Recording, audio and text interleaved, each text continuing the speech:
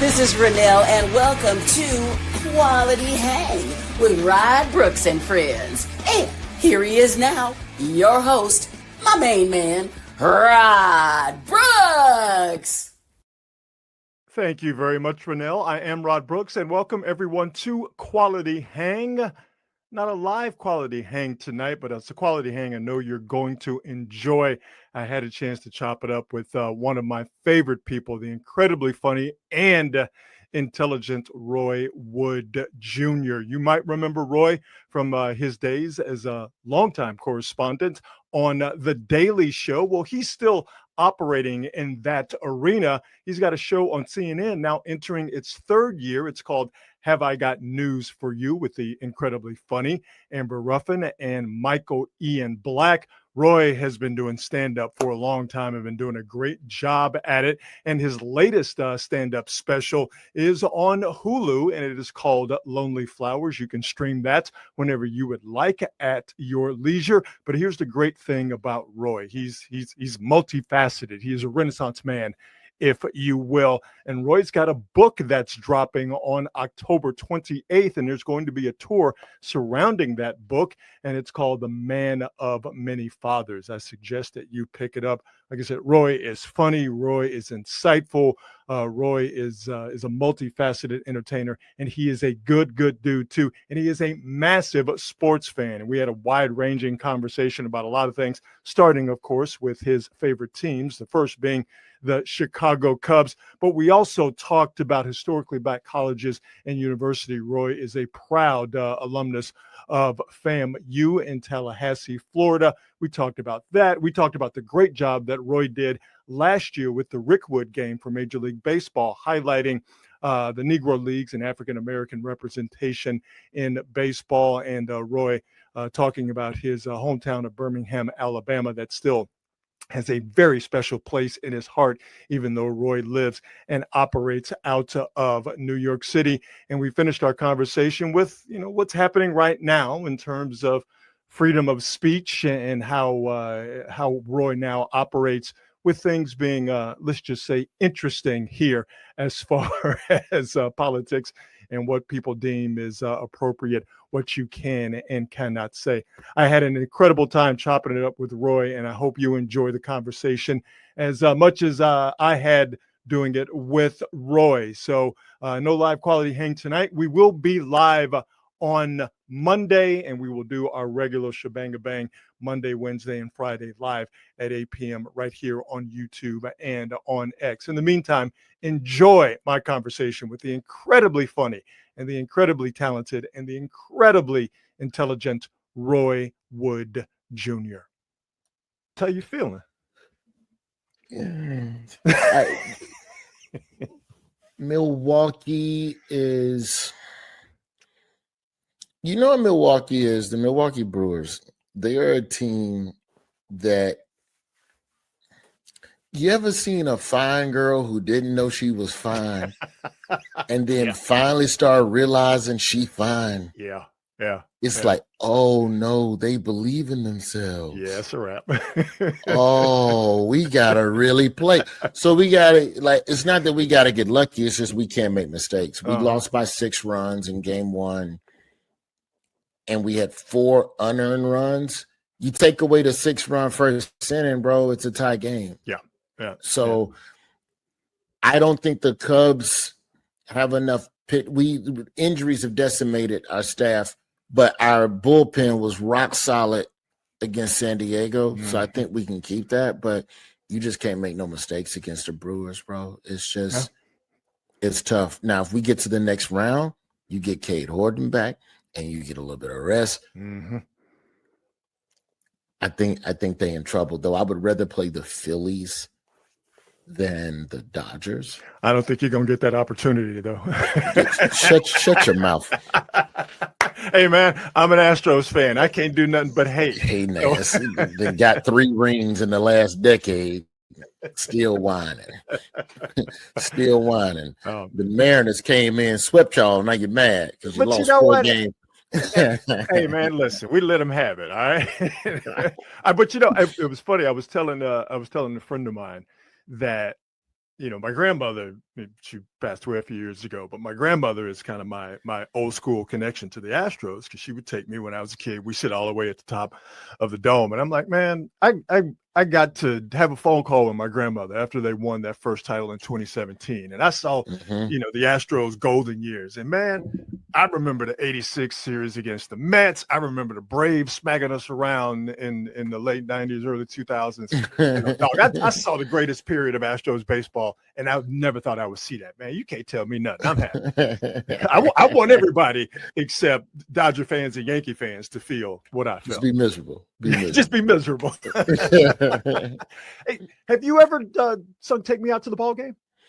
Yeah, I've done it a couple times. I even did it during COVID when it was weird, where they make you do it over Zoom and then they just play it back in an empty stadium. Oh God! Like I have footage of that. They recorded me singing seventh inning stretch during COVID at Wrigley from my living room in New York. Nothing odd about that at all. Yeah, but that was a weird time. There's pumping in crowd noise. Yeah. Remember that? Trying to make it feel like a normal game. Like this isn't normal. Yeah. They had us we had cutouts at where the Giants play, now Oracle Park, and it's like I had a cutout. The radio station I used to work at, we all had cutouts. So I had a cutout. All the other people had cutouts, and the big thrill was to see your cutout on TV, because we were desperate for it, quite frankly. So the big thrill was to see your cutout on the TV. Oh, I made it on TV in the stands. Look, Mom, I'm on TV. Man, your Dolphins can't get right for nothing, can they? Listen here, Rod. I don't.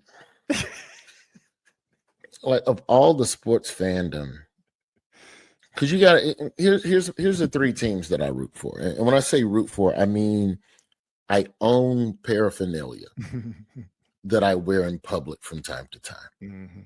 Cubs, Dolphins, Charlotte Hornets. So when we're talking like just sadness over the decades, I don't know if there's anybody would have. I mean, the Cubs winning helps a little bit in terms of the generational pain, kind of in the way that the Cavs, LeBron and them winning, the 3-1 down 1-3 Warriors year, that soothes you being a Browns fan for a little bit. The Dolphins, I don't know, bro. I don't know. And I hate it for Mike McDaniel, because there's an offense that's in place that our defense is just getting outsmarted. I don't know, man. It's you want to go. It's a long season. You're 1-4. Nah.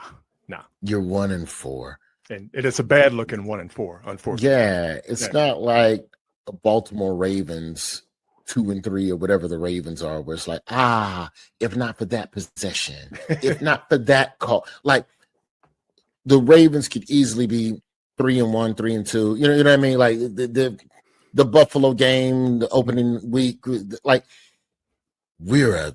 and our only win is the Jets. So are you really 1-4? Or does that count as a tie? In a weird way, you know what I mean? Like I don't know.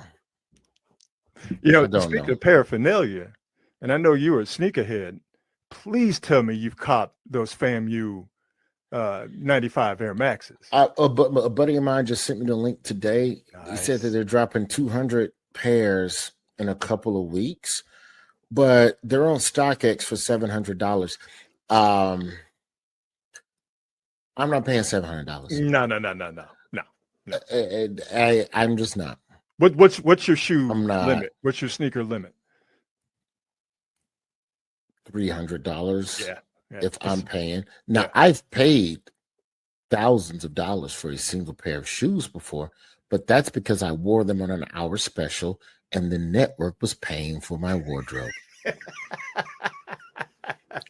I had a pair of Jordans. At my second hour special, I had on a pair of LeBron 15 King cloaks. I remember. Joints. Yeah. Comedy Central paid for them shits. I wasn't finna pay no $2,000 for. But Comedy Central will. And like, so I'll sneak and do that. But nah, man, I'm not really a sneaker person in the least, man. And also, what I don't like, I need to be respectful in how I say this Okay. because I'm not trying to be disrespectful.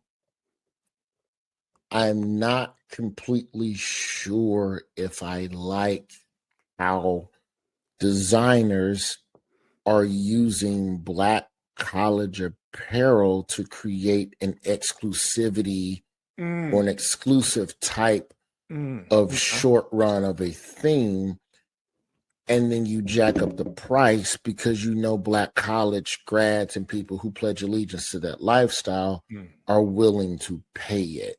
I hear what you're saying. I hear you. Does that make sense? It makes perfect sense. It's like it's some sort of super bespoke thing. Like I remember at Martha's Vineyard, and this is a brother from Morehouse that's been hired by Ralph Lauren to run. I'm gonna Google the name real quick because I don't like just calling people the brother, the dude, you know what I mean? Old boy that did that. Yeah. Yeah, and I don't and you work too hard to be the Ralph Lauren. I'll look him up. Black man Morehouse. That's what I'm searching right now. There we go. James M. Jeter. He's the first Black creative director for men's polo at Ralph Lauren as of August 2024. So they have a very dope line of Black college stuff that Ralph Lauren and them wouldn't have made otherwise if Brother Jeter wasn't in the. Hey, I'm telling you what we need to do and have some style and have some appeal. And I understand there being a certain price point for that exclusivity and that type of, excellence in threading and clothing. Right. I understand that. But I feel like we're slowly approaching a point where there's just a little bit of a profitability. Where does it have to be that much? Like these Nikes, and this isn't about Ralph Lauren now. This is specifically about these Black college Nikes that are coming out.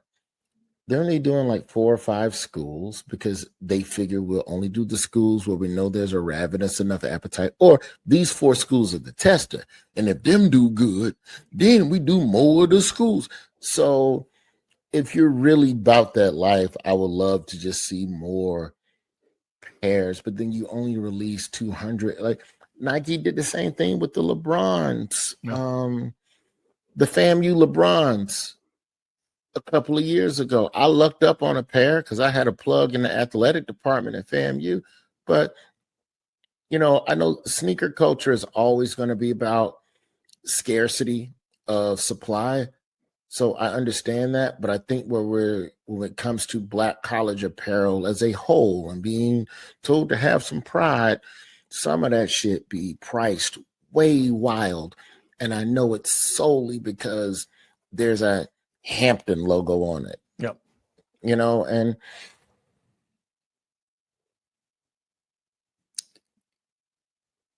it creates an air of elitism that I think is counterintuitive to what is the social spine of the Black college experience. No, I get you. That's what I'm trying to say.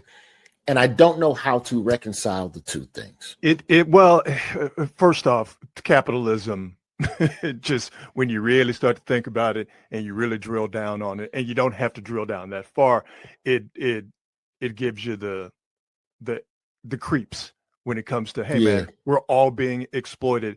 And it sure seems like Nike and as you mentioned, Ralph Lauren, they found a market that was untapped, and they found a market where, okay, we know consumerism kind of runs big there. Yeah. Let's see if we can exploit that.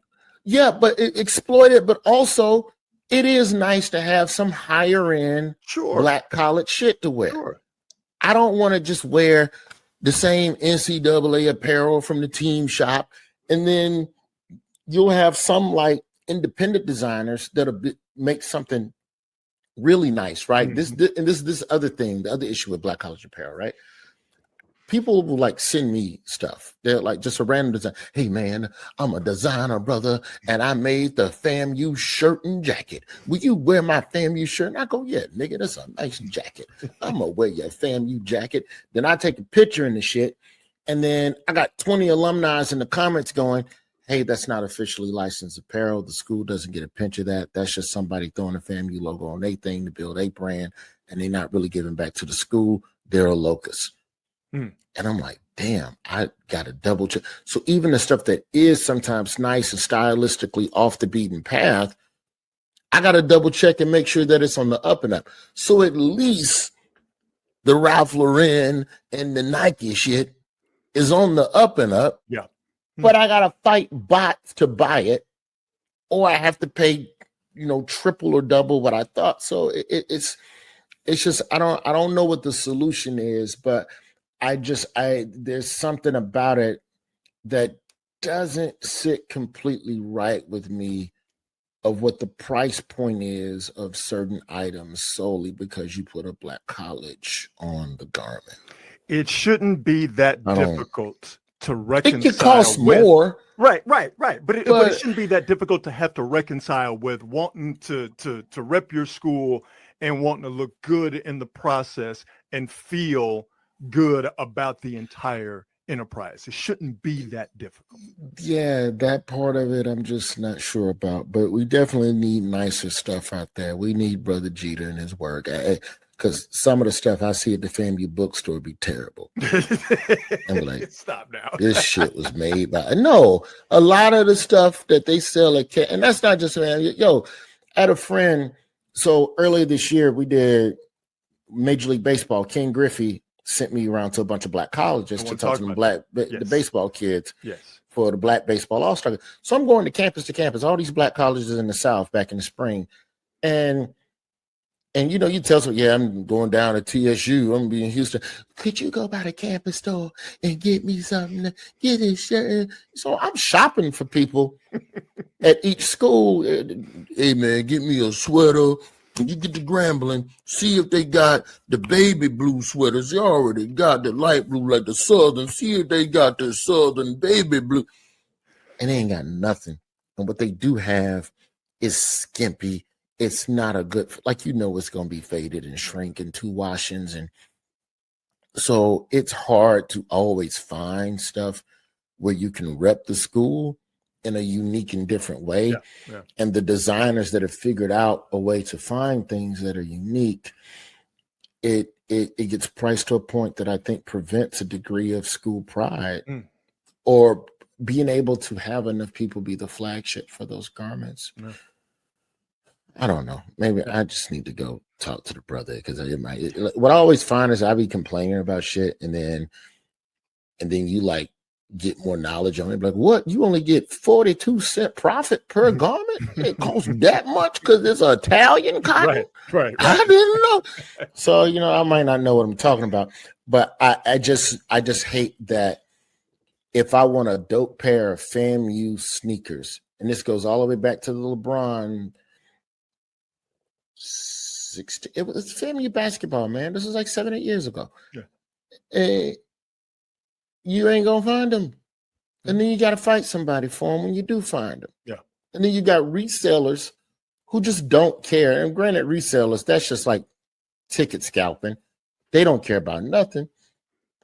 One of the things I thought was really cool, man, was that I don't know if they still do it at FAMU now, but one year at FAMU, they released a pair of FAMU LeBrons, basketball LeBrons, and they let the students register to buy them first to ensure that students got to get them. I don't know if it was a lottery or whatever, but whoever it was set up where it's like, all right, the first 300 we selling to the kids currently enrolled, and then the rest of y'all can fall in line and fight each other on the sneakers app or whatever. Like that's part of how it should be. Maybe that's what I'm saying. I don't know. Yeah. Well, there's always a right way to do it if people are interested in doing it the right way. But the problem is, again, it comes back to capitalism. People just aren't interested in doing it the right way because you can make more money doing it the wrong way. Correct. Use the Correct. simple term. Use simple. I'm glad you mentioned your tour, around historically Black college universities and their baseball programs. I thought that was great, and just your love of baseball, man. And this is where I feel like I connect with you on several levels. Your radio background. Maybe we'll have time to get into that. But your love of baseball, man, it just hits me on a molecular level. Growing up playing baseball, I know you did too. There's just something about the sport, man, that it's not what it used to be in terms of Black people playing it, Black people watching it. But man, it is still a sport where, boy, when you connect with it and when you're around people who connect with it, especially Black folks, man, it's just a real cool thing. Yeah, it was dope to do, man. Ken Griffey just wants to tell the story of the students that have chosen to stay dedicated to that sport. And it wasn't always just about Black Americans. It was about people at Black colleges, which helps to keep those programs relevant. There are a lot of Latinos that step out. A lot of Black college baseball is predominantly white and Latino, the teams. Because if you're Black and you're good at baseball, you're good at least two other sports that have more scholarships and better NIL deals. So why would you still choose this sport? And so I set out to kind of get kids to answer that question for me and talk to a lot of the old heads. The thing that's really interesting about baseball is that even after players and coaches retire, they return back to those same grounds to pour into the next generation of players. So that part of it I thought was always very dope to see and experience just on a, Coach Pierre down there at Grambling, like that was a pleasure to just be in his presence and sit and talk for a while, like that. I don't know. It was a really good time. And I think a lot of what Ken Griffey has done to champion baseball since he retired goes way understated. Yeah. But partly because he wants to, because Griffey's a very low-key dude. He's just quiet. Like, he just like, yeah, go over there and make sure them 50 players get seen at the All-Star game. We're going to make sure the scouts there, make sure they see him. And we're going to do a private workout before the actual game that's not even open to the public or the media. So the game is not the only time those kids are seen by the scouts. Nobody knows that. Shit, I don't even know if I was supposed to say that right now. But we'll edit it out in post. We'll take care of it. Quiet ambassador, bro. Very quiet ambassador to the game, man. It's a beautiful thing. I hate that this is going to sound paternalistic, and it's unnecessary for me to do it this way. But I can't tell you how proud I was of you and the job you did last year with the Rick Wood game and leading up to that, man, showcasing Negro League baseball and the guys that, thank God, are still with us, and how much you love the game and how much obviously you love your hometown of Birmingham. I'm so glad I'm getting a chance to say this to you in a somewhat face-to-face scenario. Man, everything you did hit the right note, brother, and it was a beautiful thing to see you throw yourself into it and present it with the love I know that you had for the entire enterprise. Yeah, MLB called me up earlier in that year, and they go, we're going to your hometown of Birmingham. We know you used to play high school ball there. Our plan is to bring every living Negro Leaguer to that game to pay tribute to them. At the time, Willie Mays was still alive. Willie was going to be there as well. He played his first professional game at Rick Wood. And they go, we want you to go down to Birmingham and just talk to some old Barons and old Negro Leaguers that live there. Surprisingly, didn't know this even growing up in Birmingham. It's like the way New Yorkers go to Florida to retire. Apparently, Birmingham was the Negro League retirement located. Like, that's where when you get done with the Negro Leagues, you go to Birmingham because there was a bunch of good factory jobs. That the Negro Leagues. The decline of the Negro Leagues, rather, I should say, in the 50s came on the backside of World War II, where at the time Birmingham in the South was a major factory town. And from a commerce standpoint, Birmingham was bigger than Atlanta. And it had not LA. Birmingham was bigger than Atlanta, Birmingham had more jobs than Atlanta. It had all of the growth. Birmingham had the sauce in the 50s. Now, once that civil rights shit started turning up a little bit, Birmingham wasn't the place to be. We got the dip. But a lot of people, it just, unbeknownst to me, MLB brought it to my attention that a lot of retired Negro leaguers called Birmingham their home.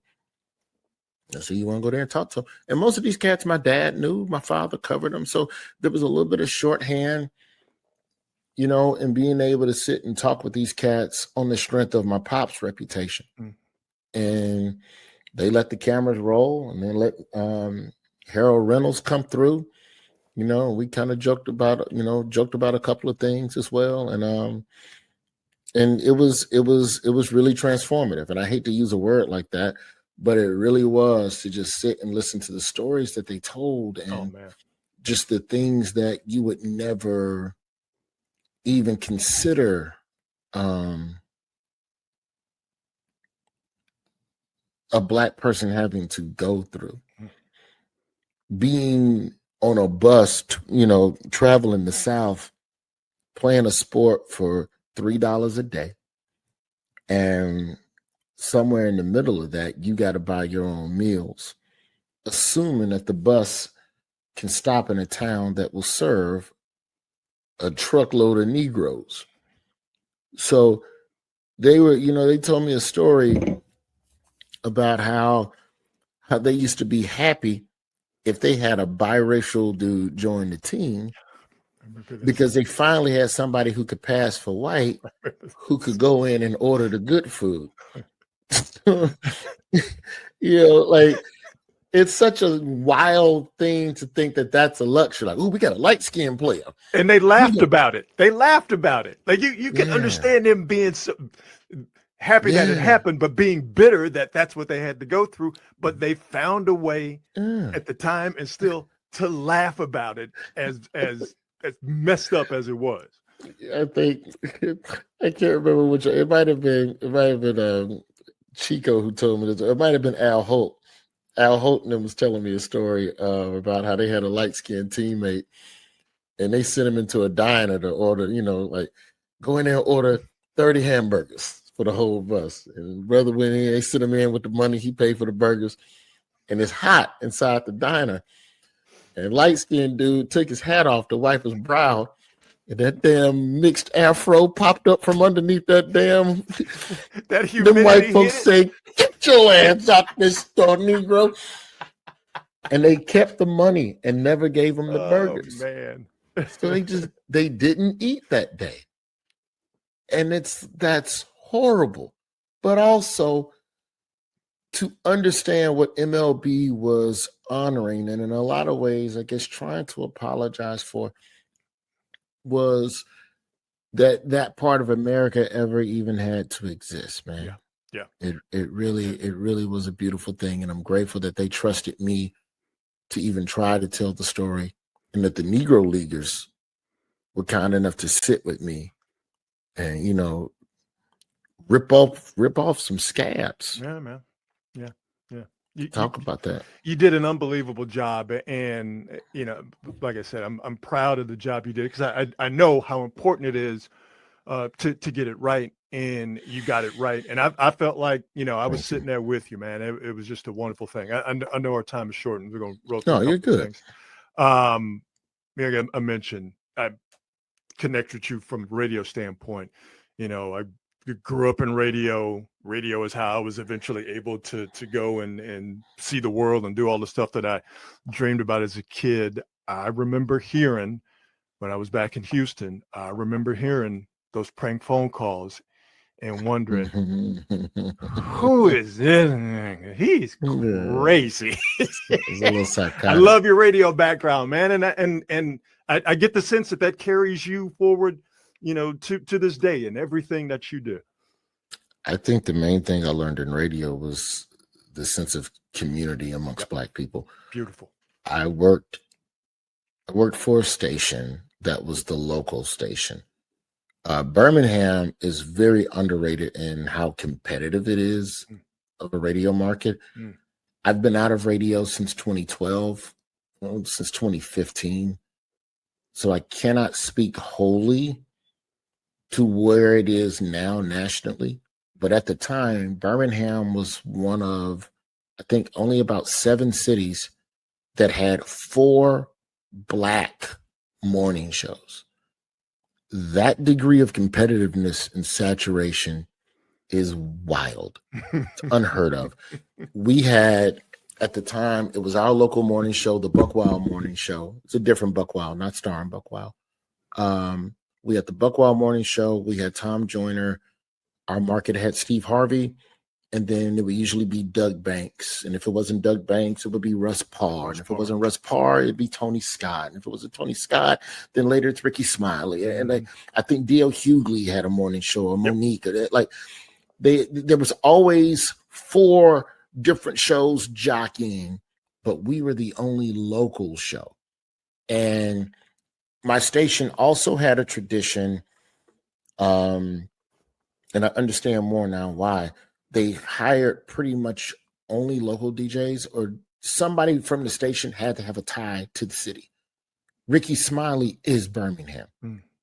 When he left, I slid in. I am Birmingham. There was Sid Delaney as well. There was so many other. So we went out constantly in the community. We did community events and trick or treat at the church and Toys for Tots and give away the house. And, you know, if there was a tornado that happened, I remember there was an F5 that came through Tuscaloosa and Birmingham, killed 50 people in March, I think 2010 or 2011 maybe. And of the 50 dead, about 20 were in Birmingham on the west side.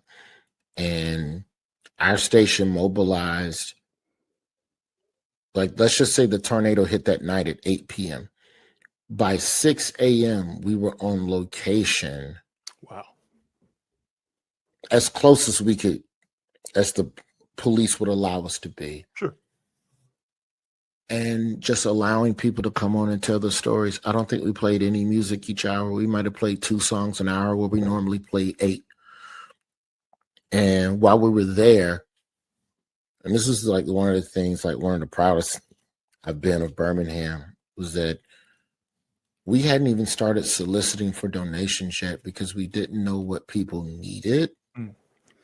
And listeners were just driving by and donating stuff. And we had already kind of had a rhythm of that. Like, like every other year, there would be a terrible house fire or an apartment fire that would like take out like 20 units or something like that, you know, when they all connected, right? Yeah. We would always, like, that was SOP. If there was a big fire, we're there and you know what to bring, you know what folks need. So we always did that. But with the tornado, it was just, the Red Cross isn't even here yet, man. And we're out here, and just random strangers was coming up and bringing stuff, and people was cooking and bringing meals and blankets, and it was a beautiful thing of just how connected the city of Birmingham is. You know, we can joke about it now, and I'm not bringing this up to bring any shame upon this girl again, because it's over with. I know. Yeah. I know what you're talking about. Yeah. It's the Carly Russell kidnapping thing where the black girl says she saw a baby on the freeway, but she was really, whatever it was, she lied about being kidnapped or the baby or some shit. And the whole city came together to walk through the forest to look for her. And that's what Birmingham is. Yeah. That's what that city is, man. And so, you know, that I learned that from radio. And so once you learn that about Black culture, then you understand that that same principle applies at a national level. Everywhere. Yeah. Then at a global level. Yep. And, you know, that's probably just in terms of just understanding people, which then informs my comedy and my ability of what I want to joke about. Those things all played a huge role for me. Yeah. Yeah, we were lucky that we got into radio before it really changed. I mean, obviously, back when, mid 90s when Clear Channel took over and then they could own multiple radio stations. That was the line. That's when everything started to change. But it still took about 20 years unfortunately, for corporations to suck all of the local life out of radio. And the fact that we don't have those local touchstones in terms of radio anymore is a damn shame, because that, to me, radio, we are clearly a visual society, but radio it's personal. You have to listen to someone on the radio, and that takes effort. There's nothing passive about connection. Yeah. There's nothing passive Yes. about listening to someone on the radio. You have to want to listen to that person for whatever reason. And because we've taken out the local flavor, because we've taken out the community and just made it sort of this stale, homogenous thing from coast to coast, border to border, it just sucked all the life and soul out of radio. And we've done, without getting too high-minded, I think we've done this country a great disservice by getting rid of that local flavor. Of course. And then it trickled down and it ruined music because you don't have local DJs championing local artists with a unique sound. So the music that we get is more homogenized and universal because playlists are dictated at a national level instead of a local level. So it doesn't leave a lot of time on the clock for there to be local artists. Mm-hmm. Even the radio DJs that are allowed to cut and mix, I'm mixing live at 5 o'clock, the drive time mix. They told that motherfucker, here are the 40 songs, pick 20 mm-hmm. and make your mix. Yep. So even being able to grow Black culture at a local level, which is where culture starts, the uniqueness starts at a local level. There's no stage for that. There's no audience for that. There's no reward in putting on the local artists when the record label is demanding that you put XYZ on. Yep. Just doesn't work like that. And that's assuming that the radio DJ even live there too now, because now the DJ is pre-recording that. What's going on, St. Louis? Y'all hype for the weekend, St. Louis? That nigga in Jacksonville. What is it? Voice tracks? Is that what it is? Yeah, voice tracks. Yeah, voice tracks. Yeah, that ruined it too. Yeah, it took something away. But hey, the corporation saved money. Again, we're back to capitalism. It's funny how it always comes back to capitalism. Yes, so we're in a time where if you say something, people might get mad. And someone who talks for a living, someone who does a show for a living, have I got news for you on CNN? How are you, my man, navigating these interesting times when it comes to being able to say what you want to say, yet understanding that people will find a way to misconstrue what you're saying to highlight their own nefarious enterprises? I think all you can do is hope and pray that you have a boss that understands your intention. I think if you're a comedian and you work for a corporation, you have freedom of speech, but not freedom from venue or freedom from outrage or freedom from backlash. If what you say is bad for bottom line, you're going to be in the crosshairs. So you keep saying what you want to say, but what I can't control is being misunderstood. And it's one of the hardest things I've had to accept and take in life, is that there are going to be people who want to twist what you say solely for political gain as well. So you just got to sit down and accept that, more than anything else. I don't want to move in fear and be nervous about telling a joke. Oh, I better not tell a joke. Fuck that. I'm sorry for cussing. Hey, I'm gonna tell the joke. And I think you have to be a little bit more detailed as best you can as a comic if you want to try and protect yourself. But ultimately, at the end of the day, if they're going to twist it, they're going to twist it. Jimmy Kimmel is the biggest example of it, because everything that everybody was upset about was a observation on the way to a joke that was about somebody else, something else. So I think that that's the thing that we have to be careful about. How do you say in your country? You got to be careful about changing your tune to appease a mob that does not have any degree of consistency or that morals. they care about. Correct. That too. Yeah. They can go anywhere.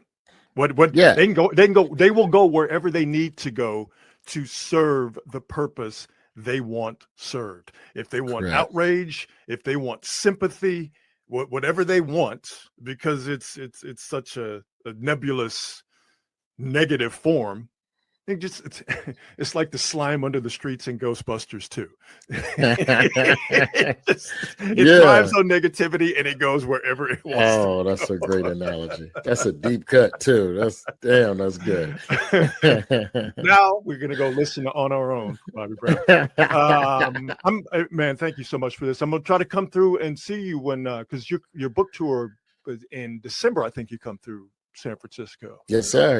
I'll be there. So I'll be there. I'm definitely going to try to come through and see you, man, and dap you up and tell you thank you for this. I know your time is valuable. I really do appreciate it, man. I really absolutely, man. I appreciate you rocking with me, man. All right, brother. You take care now. Yes, sir. See you now. Thank you, sir. Yep.